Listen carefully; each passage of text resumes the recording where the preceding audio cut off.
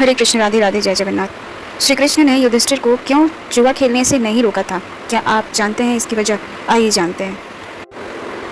ब्रह्मवैवर्त पुराण में उद्धव का उल्लेख मिलता है। कृष्ण की लीला में भी उद्धव के चरित्र का बहुत मार्मिक प्रसंग है। उद्धव ने श्री कृष्ण से महाभारत के कई रहस्यमय प्रश्नों के बारे में पूछा, जिसके उत्तर श्री कृष्ण ने दिए हैं। उद्धव के प्रश्नों और श्री कृष्ण के उत्तर का उल्लेख उद्धव गीता में मिलता है। उद्धव को भी श्री कृष्ण से गीता का ज्ञान मिला, जो उद्धव गीता के नाम से प्रसिद्ध है। जानते हैं उद्धव गीता में श्री कृष्ण और उद्धव के संवाद के बारे में। उद्धव श्री कृष्ण के साथ सारथी के रूप में बचपन से ही रहे हैं। उद्धव श्री कृष्ण की लीलाओं और महिमाओं से भली भांति परिचित थे।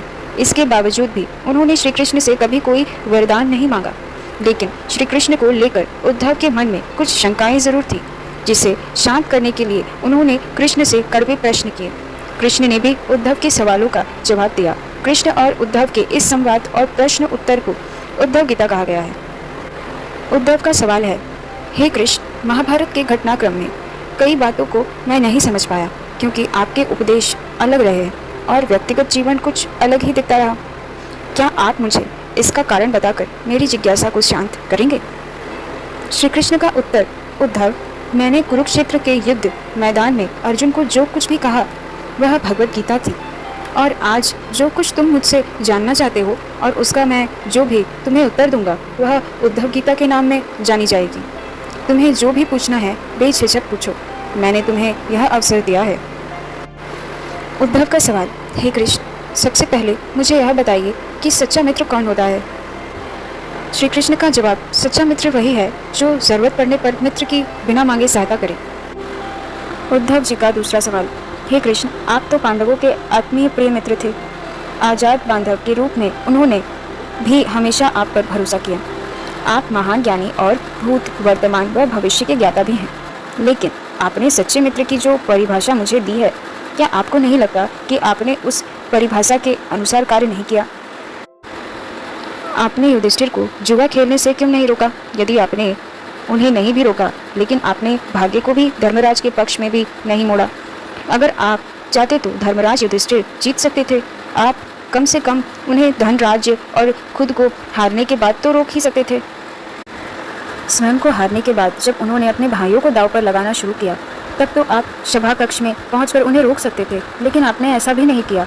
उसके बाद जब दुर्योधन ने पांडवों को सदैव अच्छी किस्मत वाला बताते हुए द्रौपदी को दांव पर लगाने को प्रेरित किया और जीतने पर हारा हुआ सब कुछ वापस कर देने का लालच दिया, तो आपको हस्तक्षेप करना चाहिए था।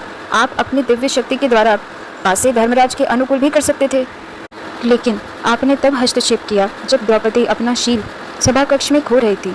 तब आपने द्रौपदी को वस्त्र देकर उसके चरित्र को बचाने का दावा किया। लेकिन आप यह दावा भी कैसे कर सकते हैं जब उसे कोई घसीटता हुआ सभा में लाता है और लोगों के सामने निर्वस्त्र करने के लिए छोड़ देता है? ऐसे में एक महिला का शील क्या बचा और आपने क्या बचाया? अगर आपने संकट के समय ही अपनों की मदद नहीं की तो आपको आपद बांधव कैसे कहा जा सकता है? क्या यही धर्म है?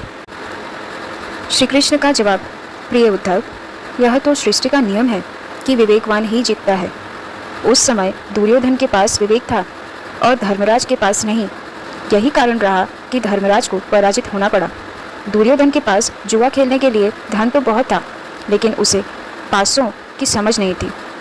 इसीलिए उसने अपने मामा शकुनी का भूत क्रीड़ा जुआ खेलने के लिए उपयोग किया। यही विवेक कहलाता है। दुर्योधन की तरह धर्मराज भी इस तरह से सोच सकते थे और अपने चचेरे भाई से पेशकश कर सकते थे कि उनकी तरफ से मैं खेलूंगा। जरा विचार करो कि अगर शकुनी और मैं खेलते तो कौन जीतता? तब पासे के अंक उसके अनुसार आते या मेरे अनुसार? चलो इस बात को छोड़ो। उन्होंने मुझे खेल में शामिल तक नहीं किया। इस बात के लिए उन्हें माफ़ किया जा सकता है, लेकिन उन्होंने विवेक शून्यता से एक बड़ी गलती की। उन्होंने मुझसे यह प्रार्थना की कि मैं तब तक सभा कक्ष में ना आऊं जब तक कि मुझे बुलाया ना जाए, क्योंकि वे अपने दुर्भाग्य का खेल मुझसे छिपाकर खेलना चाहते थे। वे नहीं चाहते थे मुझे मालूम पड़े कि वे जुआ खेल रहे हैं। इस तरह से उन्होंने मुझे अपनी प्रार्थना से बांध दिया। मुझे सभा कक्ष में आने की अनुमति नहीं थी। इसके बाद भी मैं कक्ष के बाहर इंतजार कर रहा था कि कब कोई मुझे बुलाए, लेकिन भीम, अर्जुन, नकुल और सहदेव सब मुझे भूल गए। वो सभी हारने पर बस अपने भाग्य और दुर्भाग्य को कोसते रहे। अपने भाई के आदेश पर जब जब दुशासन द्रौपदी को बाल पकड़कर घसीटता हुआ सभा कक्ष में लाया तो द्रौपदी अपनी सामर्थ्य के अनुसार जूझती रही। तब भी उसने मुझे नहीं पुकारा। उसकी बुद्धि तब जागी जब दुशासन ने उसे निर्वस्त्र करना प्रारंभ किया।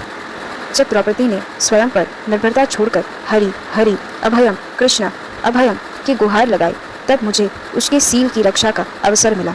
जैसे ही मुझे पुकारा गया मैं अवलंब वहां पहुंच गया। अब इस स्थिति में मेरी गलती है, तुम्हें बताओ। तो ये था एक दिव्य रहस्यमय प्रसंग उद्धव गीता के। राधे राधे, हरे कृष्ण, जय जगन्नाथ। अगर वीडियो अच्छा लगा हो तो लाइक शेयर सब्सक्राइब करें।